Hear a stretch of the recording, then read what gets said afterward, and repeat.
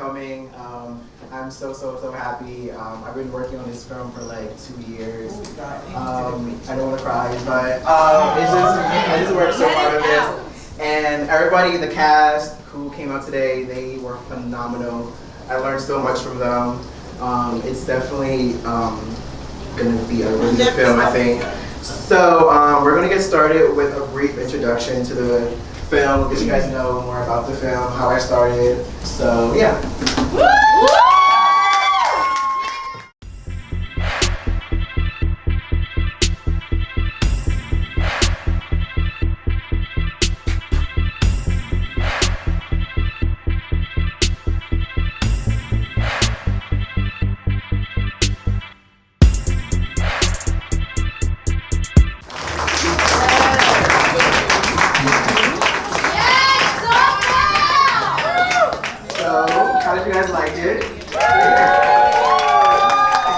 So first I want to thank everybody who came today for the wonderful cast. I could not have done this film without you guys, so thank you. It's phenomenal. I hope you guys liked it. Yeah, let's round of applause for everybody. Everybody did a good job. So anybody has any questions? I really like the film. I think you're gonna have to make it over and make it longer. Part two. Just the character arcs. Each character had something interesting going on that kind of made you wonder what else was going on. Exactly. Yeah, that was the father, the girl with the orange hair, the lady who spoke at the end.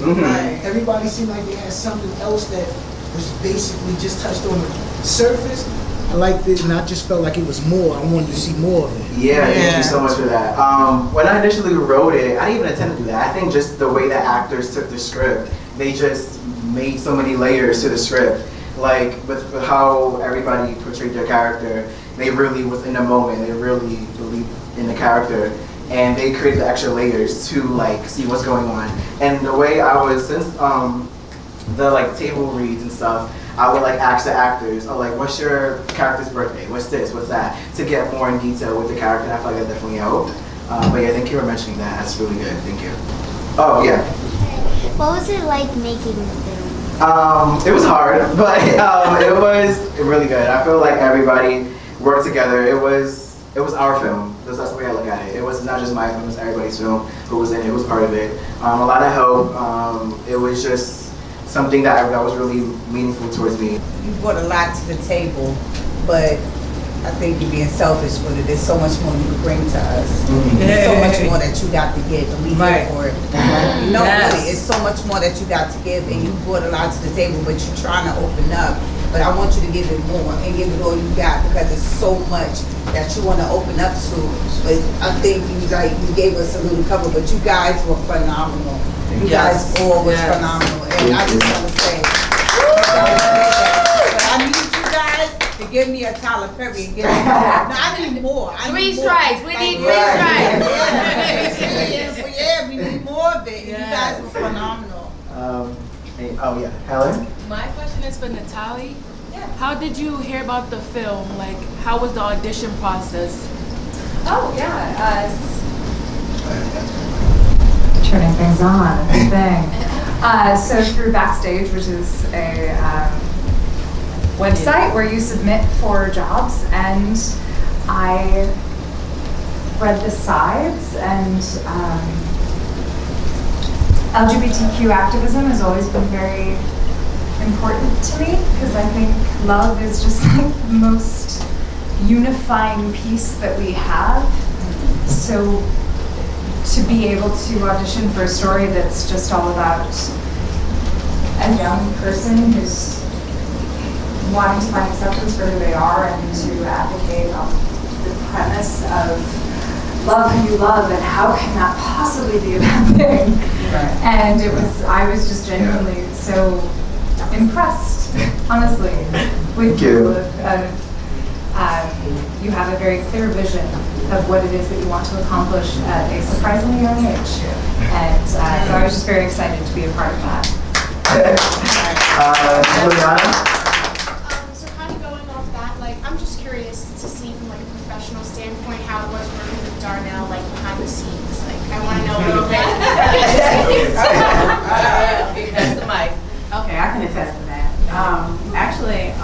think I was a replacement.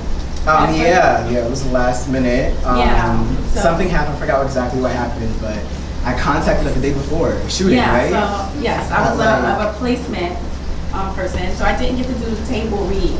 So I really didn't know what I was walking into, but I was for it. Yeah. So, you know, I'm from Jersey, so I jumped on the turnpike and I was there, what's the Bronx? Yeah, I Bronx? was deep in the Boston Project. Bronx. Yeah. And, okay, let me tell you about working conditions. It was maybe 95 degrees It was hot. outside. And I'm looking at it and it's like, oh my gosh, you cannot tell that we were sweating profusely. Everyone was sweating profusely, but somehow it came across as flawless. I'm looking like this. It's still it came across flawless and good editing. But he didn't lose his cool. Sharon, artist up. Just being a person that is so open and loving and caring and giving. How did it feel playing a character that initially was so close-minded to her own son's identity? And I mean, you know, I know you, so I know how open and loving you are. Right. Yeah, like what was that like playing a character like that? Well, actually, it was very layered, and I'll say I read the script. The audition was amazing. First, let me say, okay, it was really freaking dope. So I read the script, and I'm just like, wow, this is so opposite of me, but so not because I'm an actor. Hey, let's get it. I was like, listen, I have to bring a character to life that's not me, and that's my job. You know, like it's not an easy job being an actor. And no matter where you are at in your process, I would say it is very, very difficult. And that is what is so lovely about it. Because even though I still have a 9 to 5, that hopefully will be, I won't say that. I got people in here that actually work with. So anyway, no, what I want to say is that even though I still have a 9 to 5, you know, this is my dream. This is love. And number one, thank you, Darnell, for bringing this to life and entrusting me to bring this character to life. So, yes, it was very difficult, layered, but I was like, you know what? I have to bring a bitch alive, and I'm going to bring a bitch alive.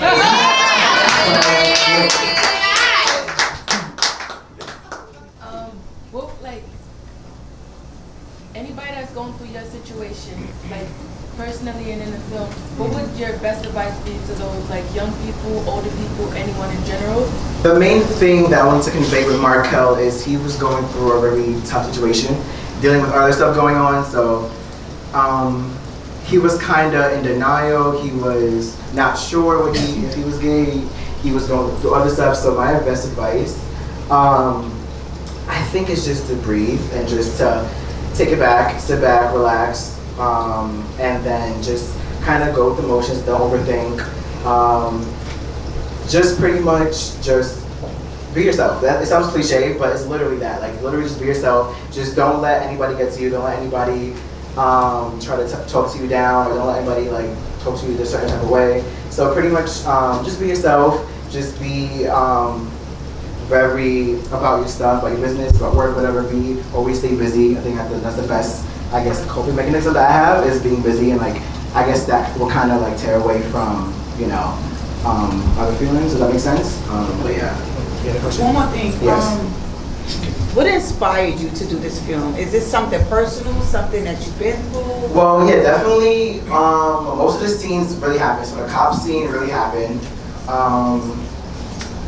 The main inspiration behind this was just, well, I was okay. So I took a class in high school because I wasn't writing. I was always acting since I was like 12, and then I took a writing course when I was like in my senior year of high school, core period 0.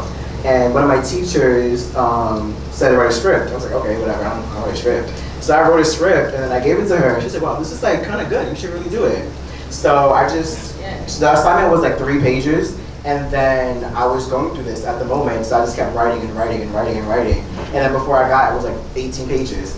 And then I was at a diner with my dad, and then Something you was going through? yeah, I was really going through the motions and really going through what was going on. So I was just like writing. And then my dad was like, Darnell, you should make a film. I was like, what? Make a film? That's way too much work. I can't do that. I don't know if I can do that. I don't know if people will like it. I don't know if people will come. I don't know if people will work for me. I don't know. Will work with me. So it was a lot of stuff that I was doubting. But I think my dad really pushed me to do it. So definitely he really inspired me, and he's so hardworking and everything. So pretty much that inspired me about the whole film. He's not here today, but I know he's at home smiling. So yeah. Yes. Alright, so I see that you pulled double duty, right? Or triple duty because you wrote it as well, right? So yeah, I wrote it, directed, produced, and starred it. So tell us a little bit more about that process, because I know you acted and you directed it, so I know it's kind of a little different from, and it's not really all the story that you went through. Yeah. Other than the so your position is a little different from all the other. Exactly. Yeah. So tell us a little bit more about each character. Pretty much represented person in my life. Like Haley was a robot Isabel that's sitting right there. So she's like my best friend since like high school. So she was like kind of like, I pretty much, all the characters were actually people in my life, and I put their story and put their personality and put their into the character.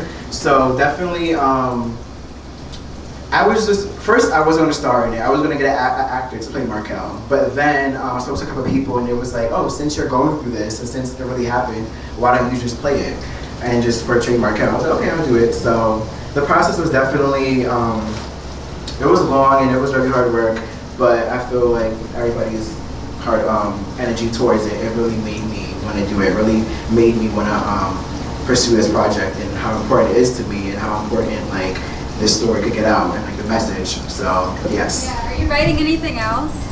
Yes, I am. I'm writing on a web series with Nicole, actually. I'm writing that. I'm also writing another short film called Unarmed, which deals with the Black Lives Matter movement.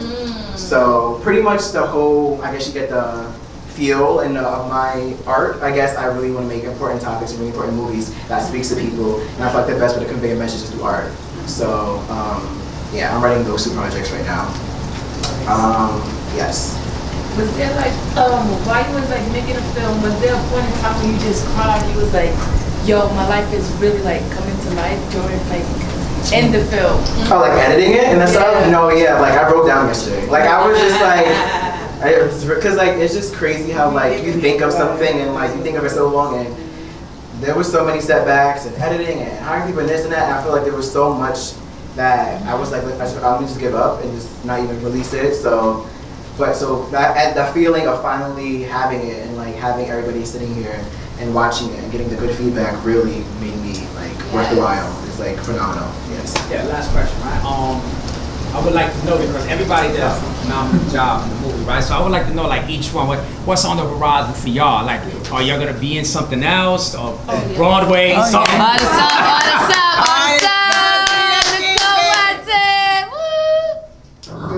I'm gonna be on Investigation Discovery, episode 307. Yeah. I just finished shooting a commercial for a resort.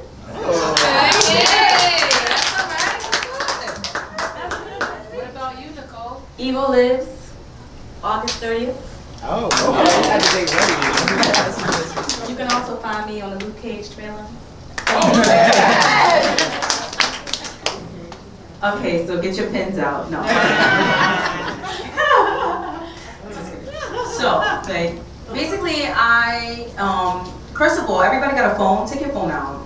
Everybody take your phone out. My phone is Yes. Okay, so if you're not following Two Strikes, please follow it. Right. Also, Two Strikes Productions. Also, if you're not following Artist Up, it's Artist on Instagram. Artist 3_up. So that's Artist 1, 2, 3 up.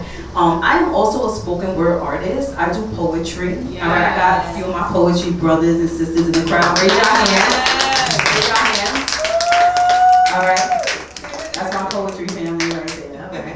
Okay. So I'm doing poetry all over. I'm doing scenes and stuff all over. If you want to know what I'm doing, follow me. Artist 3_up. My website is NicoleWatson.org. That's NIC, no HOLE. Okay. I'd like to shout out my niece, Miracle. Raise your hand. That is my 8-year-old niece. She actually made my dress. She is styled by Miracle. All right, and I would just like to say I love her. She loves Darnell. She cried when she saw him. Okay, literally, like she cried. So I got a lot of things going on, guys. Please follow me on Instagram, Facebook. Call me 646. Just kidding. All right, I love you guys. Thank you for coming out. And my girlfriend came all the way from Florida, Port St. Lucie. All right, she's from Florida. Thank you. Yeah, thank you, Shaniqua, my sister. Thank you. Oh yeah. I know. No, it's not even a question. I just wanted to say one last thing. I really inspire everything that you just did because with it being based on something true, you inspire me with me saying that I want to do a book and everything about my life story and stuff because people don't realize that depression is really real and things that we go through is like it's really real and like this really just inspired me to like really actually come out and really tell my story because some people really go through a lot of things and this right here just opens up and even when we just flow it out and just let it go, it releases us. It does, yeah. This was like definitely dark. That's what you guys all because you all were phenomenal. So I just want you guys were all phenomenal and I thank you and look forward to me coming out with something even if it's broke. You guys are phenomenal. So we can hang out in the bar area, take pictures.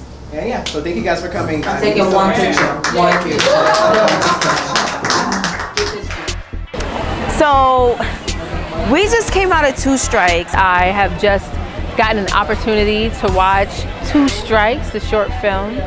I just have to say, Darnell did that. It was amazing. I can't say that I was surprised by the success of this film because it's Darnell and anything he does is successful. And for the first time, I saw it myself, even being Sharon, and it was like a brand new experience. It was so amazing. Literally, like I was about to shed a tear, almost did, but you know, it's just so amazing to see one of my friends do such amazing work. Oh, I loved it so much. Nicole Watson, who plays Sharon, is my sister. And Darnell Dudley's vision is absolutely amazing. I wanted to keep going, so like hopefully there's gonna be a part 2. I felt like crying, laughing. I felt like a lot of things. It was absolutely incredible. The cast was incredible. I am so proud to be here with you today and I love you so much. I just want to say thank you, Darnell, for putting this project together. I want to say thank you for trusting me to bring Sharon alive. I just want to say I appreciate you so much. This film was so dope and I just can't wait to work with you on more projects. I played Sharon. My name is Nicole Watson and I'm also Artist Up, a spoken word artist. And I just love it so much. Two Strikes. And I can't wait to see it go fucking mainstream and everyone watch it. I'm so excited. So yes, darn, Two Strikes gang. This evening's film was a really, really great depiction and voice of the people who are sometimes thought of as voiceless. So great job, Darnell, the cast. You guys were awesome and I can't wait to see more. I want to let everybody know thank you for this. This has been a really great turnout, really good reaction towards everybody. So I want to let everybody know for watching this, if you see the film, thank you so much for everything. It really meant a lot. I don't know what to say, I'm like speechless right now, so just thank you.